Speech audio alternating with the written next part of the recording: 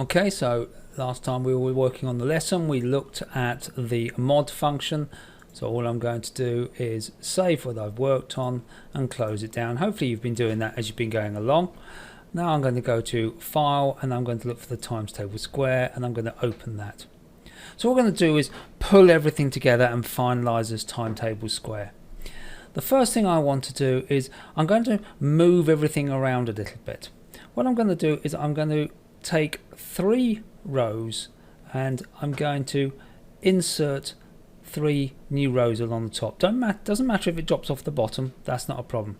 Then I'm going to choose 3 columns and do the same thing there. So now what I can do is, what I want to do is build a new part here. So what I'm going to allow the user to do is enter a number, and that's going to change the number here. I'm going to do the same thing here. So I'm going to use a box. So just using there and simply say outside, or I could have said all, and same thing I'm going to do there. And whatever's put into this box is going to appear here. And same thing, whatever I put in here will appear here. So let's just start that off. I'm going to put a 1 in there. Now obviously I want that to be like that, centered, and size 16. Just check that's what I've used before. I've used size 16. The only difference is I haven't used bold. So I'm going to use that. Now what I can do is I can use this tool here called the Format Painter. Just click on that and click in that box, and now if I put a 1 in that box, that format's automatically copied across. So this Format Painter is really useful, and we will redo that in a later lesson. Now all I'm going to do is I'm going to take this cell and say equals there. Now if you remember, I said there's nothing wrong with doing that. There's nothing wrong with using a formula to look at the cell and just grab that cell. That's what we've done. And I'm going to do the same thing here. I'm going to say equals that. So all it means is if I change this, the number there will change, but so will all those. And if I change this, that number will change, and so will all those. So that's really nice. But let's put that back for the moment.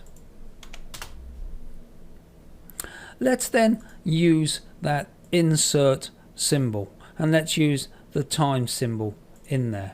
Again, I want to make sure that that is centered, and all I'm going to do actually is take that. Now I've got to be careful because it's got a border and I don't want the border, so let's not do that. Border, size 16 and bold. I'm going to put another box here. That box can be like this one, so use the Format Painter to click there. Similarly, I'm going to copy that, so right click, copy, go to there, right click, paste, and there it is. Then all I'm going to do is put a box and tell it to format paint into that box there. So what's the point of this second box? Well, this is the multiplier, and it might be a bit confusing, this symbol, so it might be not the best thing to have used, but we'll have a look at that. What I'm going to do is, this is going to be the stepper for all the following numbers. So if I put a number in there, it's going to simply step these up by the value here. So this value here is going to be equal to the previous value plus the value in there. That means this cell is going to be this one plus the value in there. In fact, if I do that, that's going to be what I'm looking for. Similarly here, this cell is going to be equaled to that cell plus whatever's in there. And this cell is going to be nothing more than this one here. It's going to be nothing more than this cell plus there, which is the same formula. So I'm going to pull that one down to there. Now if I put 1 in there and 1 in there, I don't get what I wanted. Why not? Well, obviously when I did this, that moved, so the H changed to I. Of course, we're meant to use our absolute addressing. Now when I pull that across, Now it works. Similarly here, that's looking at C8, but when I go to there, it's looking at C9. Oh, of course, I need to use the absolute addressing there and then pull that down there. Now we're back to exactly where we were before, but now I can change this and it will start at 2, or I can start it at 10, and then I can do it in multiples of 10. Well, there is a bit of an issue here in that this number becomes too big, so maybe I want to limit that. Maybe I want to make sure that you can't put larger values in there. This one here, I just need it to be a value, but again, if I put 100 in, that ruins everything. 99 ruins everything. So I need to find the ideal value that gets me to where I want to be. 20 still takes us too far. 15's fine. So I want to limit the numbers here, but again, I've got to recognize that the same thing will happen here. Another way around that, obviously, is to say, no, I'll tell you what, we'll do a 10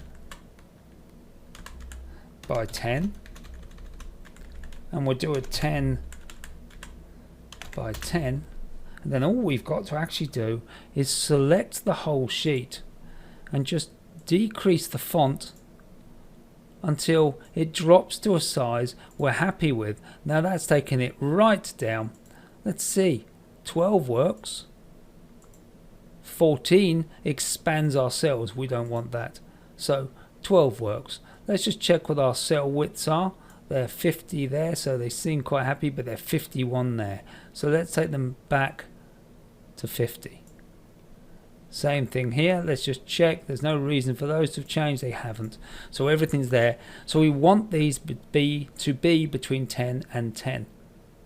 Now what I'm going to do is I'm going to add a new sheet, and I'm going to call that sheet data.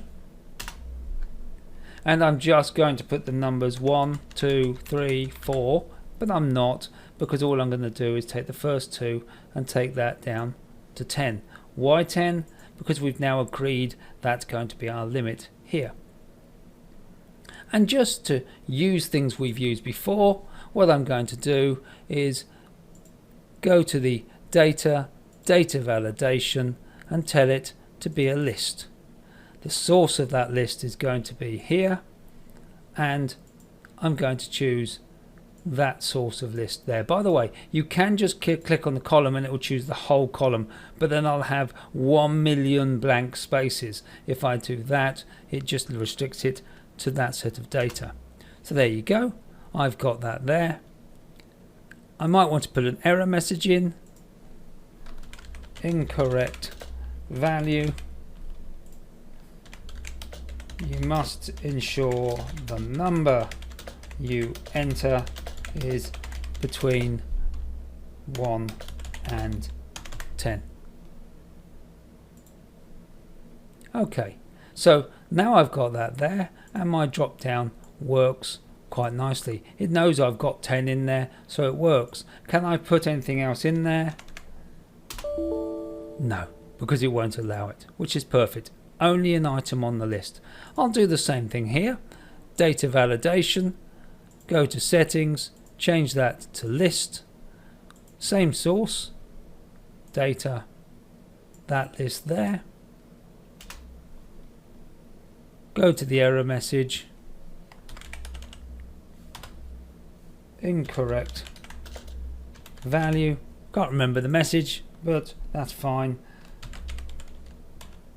Please enter a value between 1 and 10. Click OK, and again I've got a drop down here. Just for difference, we're going to use data validation rule here, but instead of using a list, we're just going to tell it it's got to be a whole number between 1 and 10. Error message, well, we won't bother, we've seen how to use that. We'll do there the same thing, settings, and set out an error, a whole number with 1 to 10. And again, we won't worry about an error message. If I was building this professionally, obviously I would be, but we're doing this to see how the system works. Now I've got the formatting here and everything else, but I want to tidy this up a little bit more. So what I'm going to do, I'm going to do something that seems a bit, well, dangerous. I'm going to select the whole sheet, and then what I'm going to do is I'm going to do home and fill everything black. Now the reason why it's dangerous is because I can't see anything, but that's alright. I'm going to start at B2 and I'm going to take that down a bit, and I'm going to change that to white. The advantage of doing the whole sheet black is because now I have got the whole sheet as black. Now what I'm going to do is I'm going to take the one nearest to the right hand side, the column nearest to the right hand side of my table, and I'm going to reduce that right down. So let's take it down to 10. Now what I'm then going to do is reduce this one by the same thing. Let's take it to 10. There. And finally the one on this edge I'm going to take to 10 as well. And just scroll down to the bottom, and when I said finally I was lying, because I've got to take this one to 10 as well. And that's really nice. I've got this really narrow one, this one's not so narrow, and this one I don't need to be white anymore, so let's just fill that with black so it's disappeared. I do need a new row, so I'm going to insert a new row. I don't need a new column at this stage, but what I'm going to do is with this Q column, the one that's still white, I'm going to go just above and I'm going to go just below. In fact, no, I'm just going to go from below to just below that edge there. And I'm going to choose a dark grey. That one's just a bit darker, that one. This one here I've left at the top becomes black. Now what I'm going to do is I'm going to run across the bottom here, and just before the really thin end stop, and again choose the same grey. Oops, it's going to be on that list there. I'm going to select from the top corner right down to the bottom of just the white part and choose thick outside border, and then I'm going to grab the Q and I'm going to make that really thin, not just 10 but go for 5 if I can. This becomes quite tricky, but we can do that. I'm going to do the same thing here and pull that up to there and get that to 5 as well. I can now reduce the added one that I had and make it a lot smaller, and I can do the same to this one, a little bit smaller, just to pull everything into line. Now I can go back and colour these as I want to where I want them to be.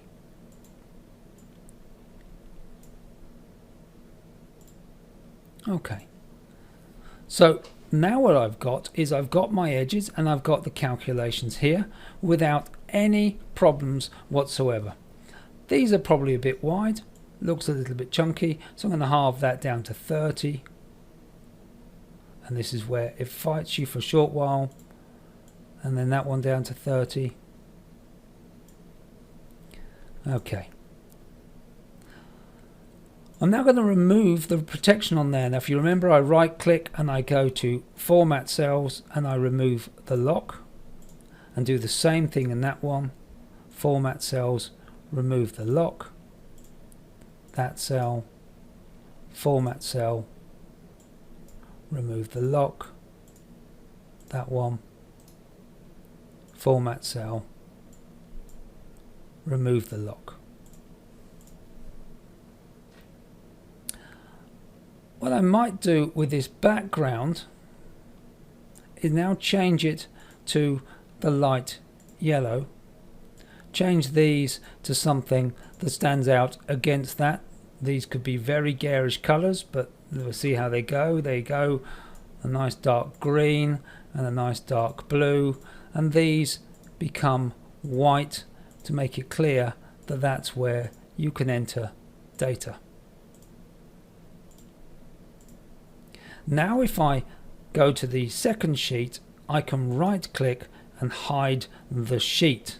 Now it's slightly harder to get the sheets back, but that's not a huge problem. I can right click and choose unhide, and it will show me all the hidden sheets. But we're not going to do that at this stage. What I am going to do for this moment is go to review, and actually not yet. You might be wondering where the mod comes in. Well, and the conditional formatting. Well, what I'm going to do is I'm going to select all the values here. And what I'm going to tell the system to do is I'm going to go to Home and Conditional Formatting. I'm going to go to Manage Rules.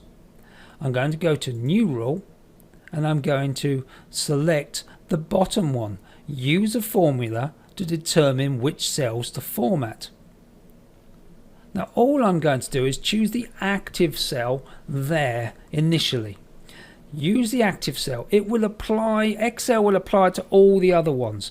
F7. So all I'm going to do is if F7, oh sorry, if mod open brackets F7 comma 2 close brackets is equal to 0. If the value in F7 is divided by 0 results in, divided by 2 returns a remainder of 0, then the number in F7 must be divisible by 2. That means that we are ending up with something that is always divisible by 2, what we call an even number. So if we do that, this will mean that we now know the number is even. So what I'm going to do is tell that to format, and let's tell the format background to be, let's choose that color for no other reason. And we're going to click OK, apply, and obviously all the numbers on there are. But if we, click OK, if we now click here and tell it to use the 1 step, and we do the same thing here until the 1 step, we can already see we're getting the pattern that we're looking for. We don't need any other rule. We can see the odd numbers clearly against the even numbers. But we want to change the odd numbers. So let's now select that again. Let's now do the conditional formatting, go to Manage Rules, and we're going to add another new rule, and it's again going to use the formula equals, and it looks like the same formula, mod open brackets F7 comma 2 close brackets, but instead of equals to 0, it's just going to be any number other than 0, simply greater than 0, because any remainder will be any number bigger than 0.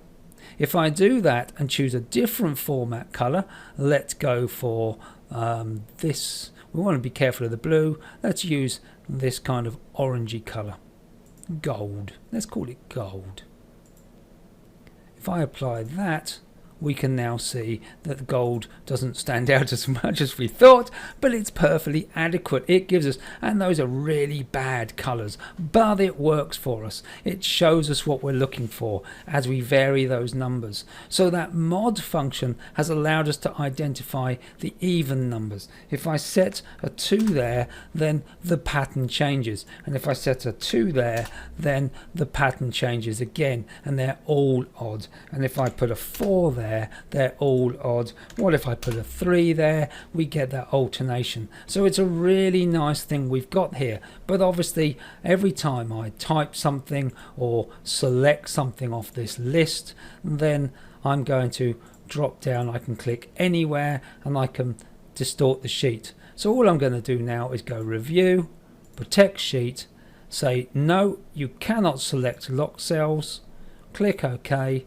and now I can only use these cells And if I try to enter anything outside the remit, I get an error message.